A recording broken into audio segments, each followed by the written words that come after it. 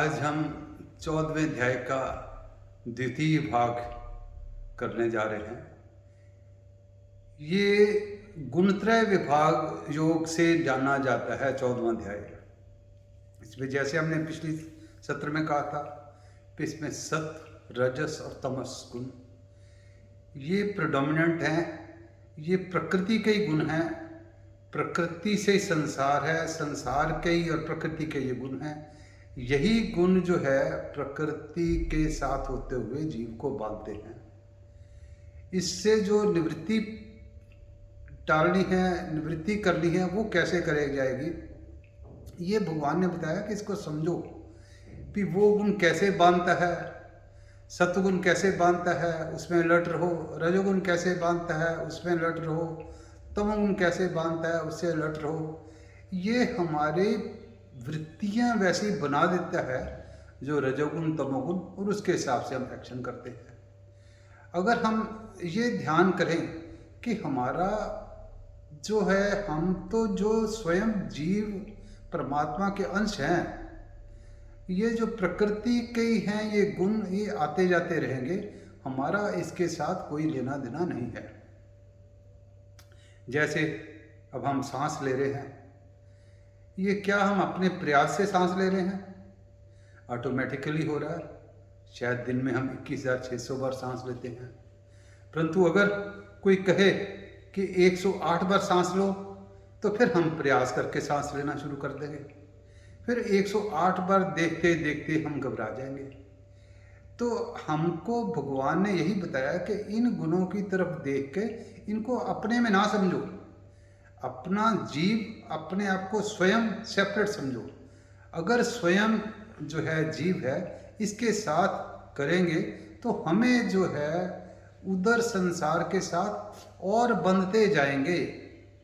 संसार से हम हट नहीं पाएंगे।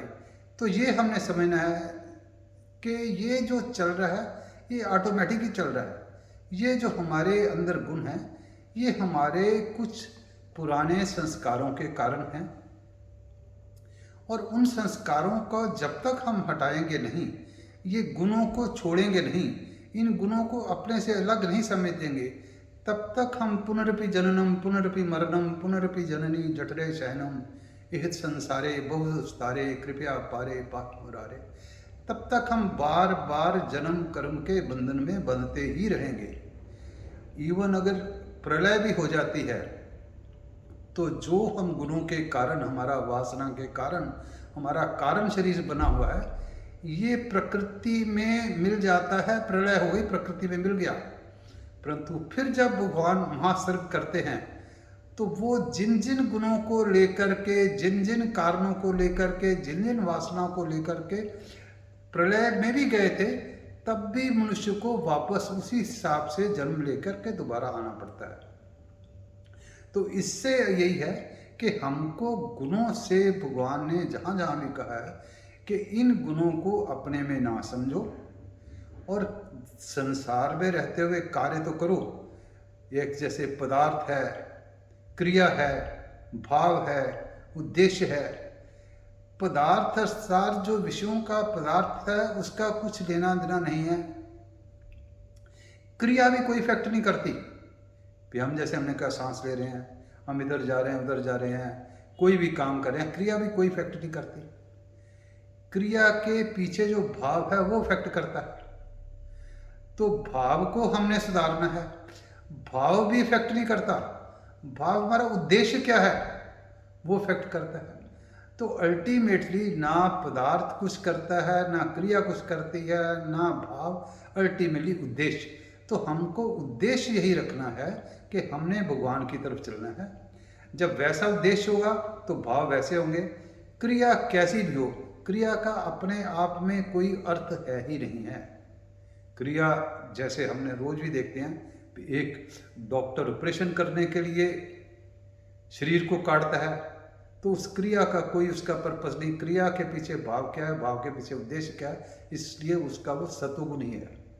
अगर उसी से कोई दूसरा, कोई चोर, कोई डाकू करता है, तो उसका जो तमोगुण है वो नीचे की जोनियों में जाने वाला है। तो हमें ये देखना है कि जैसा हमारा प्रकृति ने शरीर करा हुआ है, जैसे गुण हमारे अंदर आए हुए हैं, उन गुणों को हम अपने में ना समझें, अपने को भगवान की तरफ जाता हुआ समझें, तो हम जो है धीरे धीरे संसार से मुक्ति होती जाएगी और संसार से संबंध विच्छेद होता जाएगा और भगवान की तरफ लगता जाएगा। जैसे हमने पहले श्लोक में कहा था कि परम उत्तम, उत्तम अर्थात धीरे धीरे संसार से निवृत्ति, और परम का मतलब कि भगवान के साथ मिलन होता जाएगा। जितने भी मनुष्य लोग सारे परमात्मा के चाहे बनाए हुए हैं, पर हर एक की, जैसे कहते हैं कि किसी का कैसी शक्ल है, किसी का कैसा स्वभाव है, किसी की कैसी वृत्ति है, किसी की कैसी वाणी है, ये किसी का कैसा भाग्य है, ये हर एक आदमी में अलग अलग हैं। जब से सृष्टि चली है, कोई भी शायद रेप्लिका दोबारा एग्जैक्ट वैसा नहीं आया। हम भी अगर सृष्टि में अभी 800 करोड़ की अगर आबादी है, तो 800 करोड़ हर एक आइडेंटिफाई करा जा सकता है, ऐसे आइडेंटिफाई करे जा सकते हैं, परंतु इनके अंदर हमने ये लगाना है कि जीव जो है वो एक ही है। वो जीव, हम अपने आप को जीव से संबंध करें। ये संसार का शरीर जो है ये चलता रहे, चलता रहे, इसे हटाना नहीं है। जैसे कोई दूसरा आदमी बैठा हुआ कोई कार्य कर रहा है, गलत कर रहा है, ठीक कर रहा है, पर हम उसके साथ नहीं, ऐसा अगर हमारा शरीर भी कभी कोई गलत काम कर रहा है, कभी ठीक काम कर रहा है, तो हम उसको, उसके साथ संबंध नहीं रखना, उसको और प्रिपेयर नहीं करना। हमने सोचना पुराने कर्मों का हो रहा है, हो जाएगा, हम वृत्तियाँ हमारी खत्म हो जाएंगी। हमने जो है स्वयं, हमारा इसके साथ कोई नहीं है। जैसे भगवान ने 5वें अध्याय में समझाया है कि नैवम किंचित करोमति युक्तो मन्यते तत्वित्, के स्वयं कुछ भी नहीं कर रहा, ये प्रकृति की तरफ से सारा हो रहा है। कि जब हम प्रकृति से संबंध हटा लेंगे, हटाएंगे कैसे, हमारा राग द्वेष नहीं होगा। जो बुरा करने वाला है राग द्वेष है, हमें ये चीज़ अच्छी लगती है ये करना है, ये नहीं अच्छी लगती नहीं करनी। जब राग द्वेष के बिना हम कार्य करेंगे तो हमारे ऑटोमेटिकली जो हमारी प्रकृति होती रहेगी, हम स्वयं को नहीं करेंगे, तो हमारा धीरे धीरे उनसे संबंध विच्छेद होगा। तो इस अध्याय में गुणत्रय विभाग योग से भगवान ने यही समझाने का प्रयास करा है कि हम गुणों से अपने संबंध को हटाते चले, हम स्वयं के साथ चले जाए। तो भगवान ने यही कहा कि ये जो गुणत्रय विभाग जब गुणों से परे हट जाएंगे तो हम भगवान की तरफ चल जाएंगे।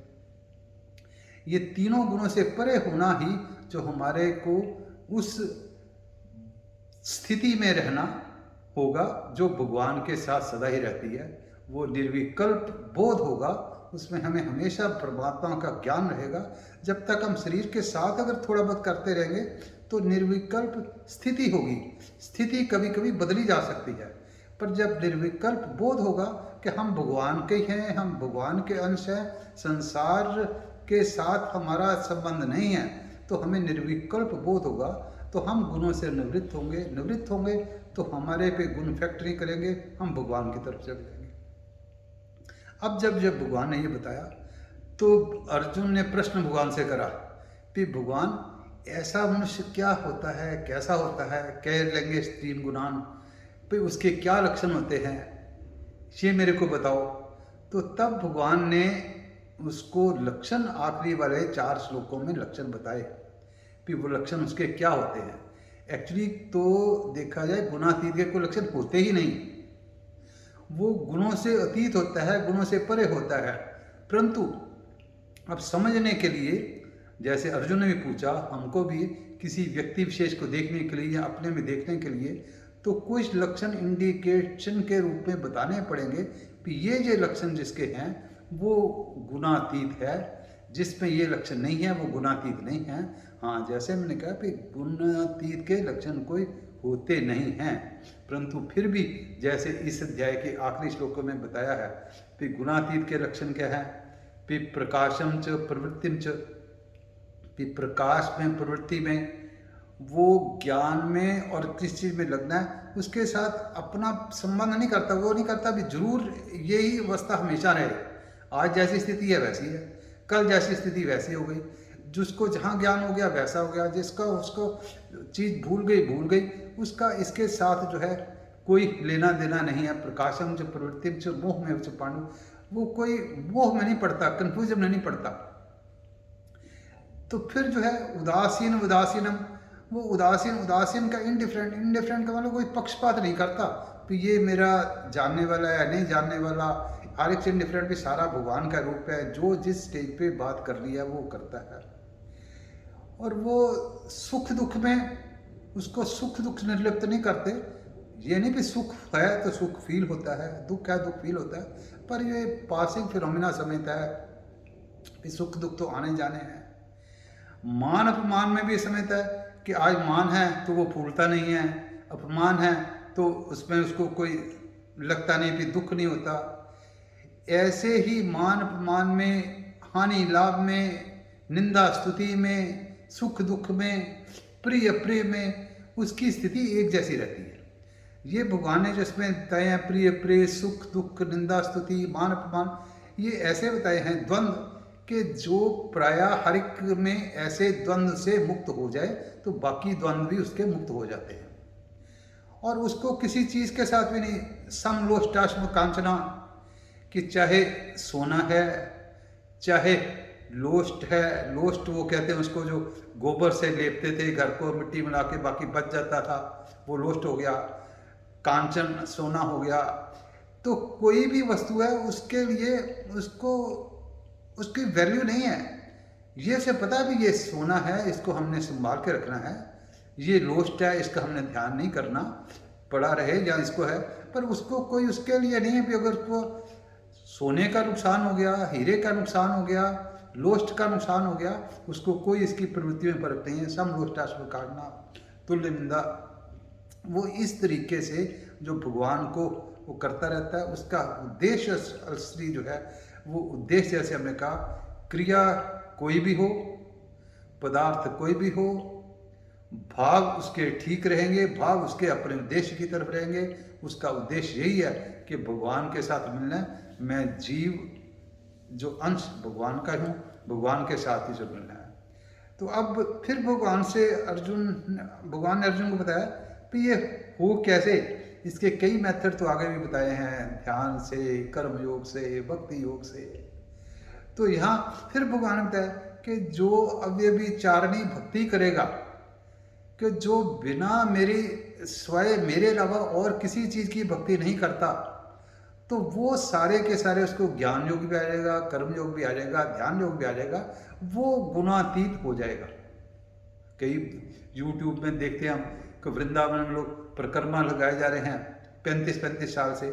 तो जिनका एक तरफ अगर भगवान की तरफ ही ध्यान गया हुआ है, चाहे वो कुछ भी कार्य कर रहे हैं, चाहे वो ध्यान कर रहे हैं, चाहे वो कर्मयोग कर रहे हैं, चाहे वो भक्ति, हम भक्ति आसान है, इसके लिए बोझ नहीं पड़ता, सारा कुछ भगवान करवाया जा रहा है, तो भगवान की तरफ करते जा रहे हैं। तो ये जब करने से, फिर उसने क्या कि ये करने से, गुणातीत होने से, तो आप मम सधर्म, मेरे सधर्म को प्राप्त हो जाओगे, ब्रह्मनिष्ठ हो जाओगे, भगवान को प्राप्त हो जाओगे, अमृत तत्व को प्राप्त हो जाओगे। इसने कई जो अलग-अलग शब्द यूज करे हैं, वो शब्द एक ही हैं। अमृत तत्व को प्राप्त होना भी एक ही है, मम सधर्म मागता, मेरे धर्म को प्राप्त हो जाओगे, यो भी एक ही है। मद भाव मागता, मेरे भाव में आ जाओगे, ये भगवान के ब्रह्म को प्राप्त हो जाओगे, ये कृष्णमय हो जाओगे, राममय हो जाओगे। ये सारे शब्द अलग-अलग हैं, परंतु शब्द अलग-अलग होते हुए भी अल्टीमेटली वो ब्रह्म की प्राप्ति, भगवान की प्राप्ति, भगवान की सर्वज्ञता, मद भाव मागता, ये सारे एक ही हैं। ये जब हम पिछले 13वें अध्याय के क्षेत्रज्ञ का ज्ञान से, गुणत्रय विभाग योग से, तीनों गुणों से हम धीरे धीरे अपने आप को अलग करके अव्यभिचारिणी भक्ति के द्वारा करेंगे, तो हमारा अमृत तत्व को प्राप्त होना, भगवान के सधर्म को प्राप्त होना एक ही है। ये सारा एक ही नाम है, कृष्णमय हो कह लो, भगवानमय कह लो, तो वो एक ही है। ये इसी अध्याय का सार यही है कि हमने गुणों से निवृत्ति करके हम भगवानमय हो जाएंगे, भगवान का ही रूप हो जाएंगे। इसी के साथ 14वां अध्याय, अगला अध्याय 15वें में एक और परिप्रेक्ष्य में आएगा कि एक जीव आएगा, एक पुरुषोत्तम आएगा। तो वो अगले अध्याय में 15वें में चर्चा करेंगे। सर्वे भवन्तु सुखिनः, सर्वे सन्तु निरामयाः, सर्वे भद्राणि पश्यन्तु, मा कश्चित् दुःखभाग् भवेत्।